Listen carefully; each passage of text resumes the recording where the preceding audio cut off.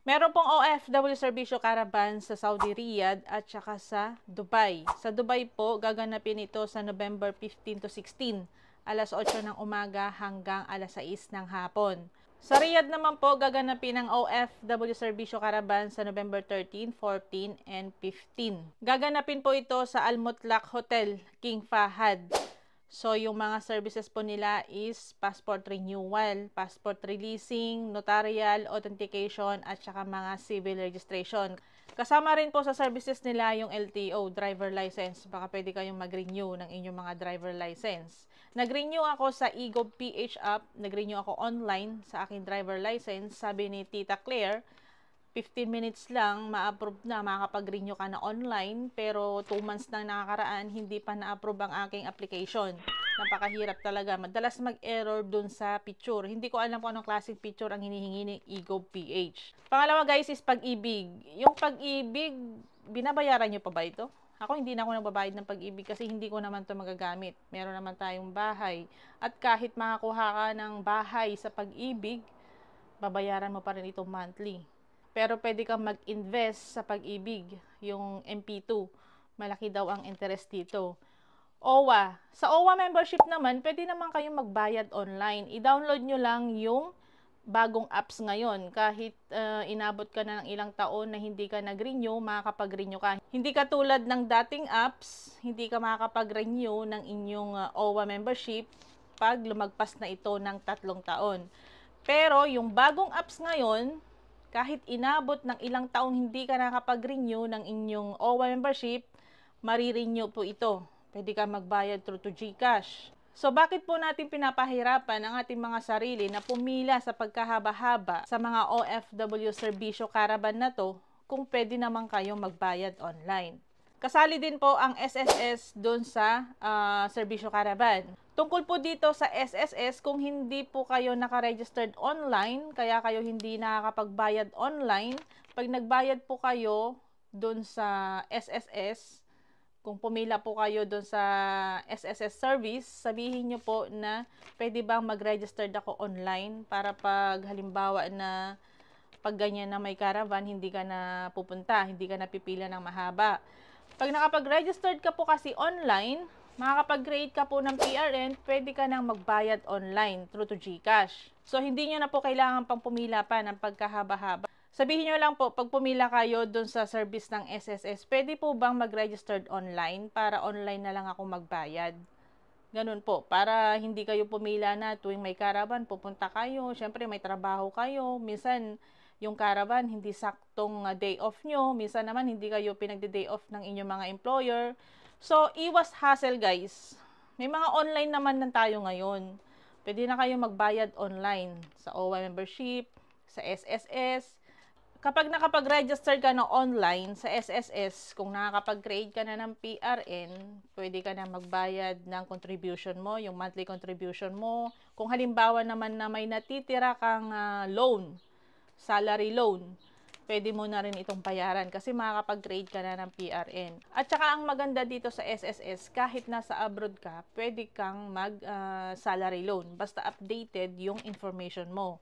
Kung halimbawa naman yung pamilya mo binagyo, tapos yung government natin sa Pilipinas, nagdeklara sila ng state of calamity, pwede kang mag-loan ng calamity loan. So, maganda po ang SSS. Kung halimbawa naman natanggal ka sa trabaho, meron din doon na nakalagay doon unemployed services. Pwede kang mag-loan. So, para sa akin guys, hulugan nyo ang inyong mga SSS hanggat nasa abroad kayo at may pera kayong panghulog. Kaya kung halimbawa guys na pumila kayo sa OFW Serbisyo Caravan doon sa SSS service, kung magbabayad man kayo, tanungin nyo po sila, pwede po ba ako mag-registered online? Pwede nyo po ba akong turuan kung paano para hindi na ako pabalik-balik pag may ganyan na caravan?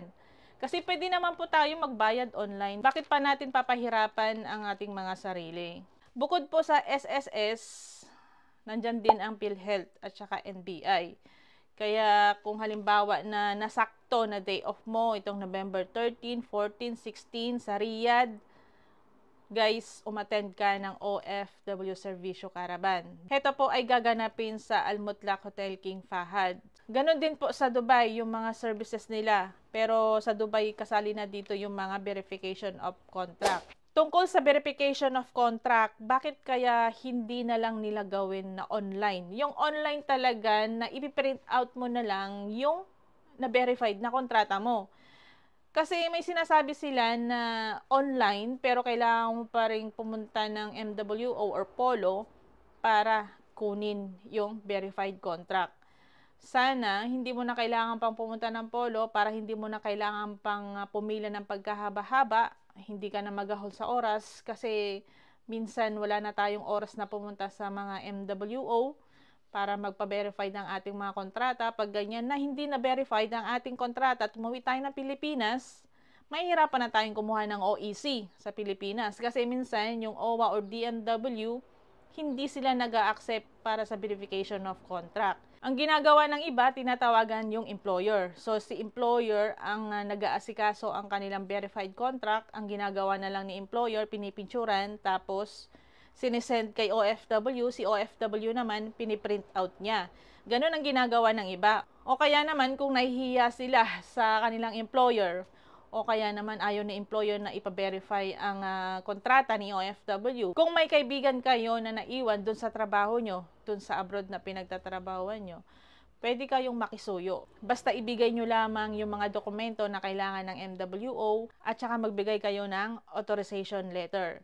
Kahit dito sa New Zealand, kung halimbawa na naka-working visa ka pa lang, under ka pa lang ng employer mo at hindi ka pa naka-resident visa, kailangan mo pa rin ipa-verify ang kontrata mo sa embassy bago ka magbakasyon sa Pilipinas. So sana guys, magkaroon tayo ng online verification of contract. Yung hindi na tayo kailangan pang pumunta ng MWO or Polo para pumila ng pagkahaba-haba para makuha natin ang ating verified contract. Kahit nga visa ngayon is online na, pwede naman tayong mag-e-sign. Diba? Para iwas hassle. Kasi minsan wala tayong day off, minsan hindi tayo pinapayagan ng ating mga employer. So sana ang verification of contract ay gawing online na para hindi na tayo mahirapan. So yun lamang po ang update natin ngayon para po sa lahat ng mga OFW na gustong pumunta sa Serbisyo Caravan sa Dubai. Gaganapin po ito sa November 15 and 16. Alas 8 ng umaga hanggang alas 6 ng hapon. Doon po sa Hall 3 Dubai World Trade Center. Dito naman po sa Riyadh, Saudi Arabia, ito po ay gaganapin sa November 13, 14, and 15. 3 araw po.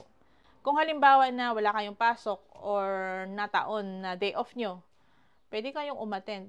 Kung halimbawa na hindi kayo pinayagan ng inyong mga employer or wala kayong oras, huwag na kayong magpag-away sa inyong mga employer. Tuloy nyo lang ang inyong mga trabaho. Paalala ko lamang guys sa mga humingi ng tulong, yung pauwi na ng Pilipinas. Bakit pa po kayo dumadaan ng Dubai? Dahil ba may nag-recruit sa inyo? Dahil ba may nakilala kayo sa social media? Dahil ba matutulungan kayo ng immigration? Kasi alam nyo kung saan counter kayo pipila sa immigration eh. Guys, kahit sabihin na natin nakarating na kayo ng Dubai, kung ganyan na cross country kayo, delikado pa rin. Alam nyo guys kung anong mangyayari sa inyo pag cross country kayo.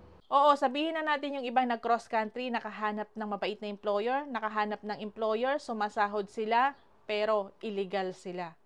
Gusto mo ba yung ganun kabayan? Tago ka ng tago, hindi ka makalabas. Huwag mong itulad ang kapalaran mo sa ibang tao kabayan.